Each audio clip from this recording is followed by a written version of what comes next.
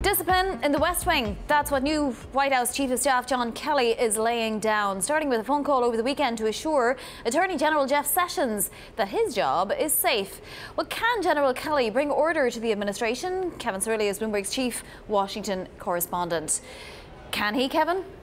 Well, it's anybody's guess, but if you take a look at his first few days, Bonnie, it would indicate that he's trying to turn the page. We saw this, of course, when he fired Skybridge Capital's Anthony Scaramucci from the communications director post just after 10 days after it was announced that Scaramucci had been brought into the administration. And now, of course, we're seeing that he's working behind the scenes to alleviate the concerns from Attorney General Jeff Sessions that he would be on the outs of the administration from what we've seen from President Trump's Twitter account, in which he has attacked the Attorney General since in recent days. We've also seen it coming from top lieutenants within the administration, including Kellyanne Conway, as well as Press Secretary Sarah Huckabee Sanders. I can tell you, I've spoken with a lot of Republicans, Bonnie, on Capitol Hill who are very uneasy at the statements coming out of the White House regarding Attorney General Jeff Sessions. And quite frankly, they are a bit more refreshed, so to speak, that General Kelly has eased their concerns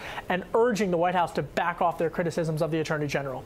Yeah, I mean, it has to be a little bit consoling that at least somebody is trying to bring stability for the fall, right? Because at some point legislation will need to get done if the president wants to, move his agenda forward.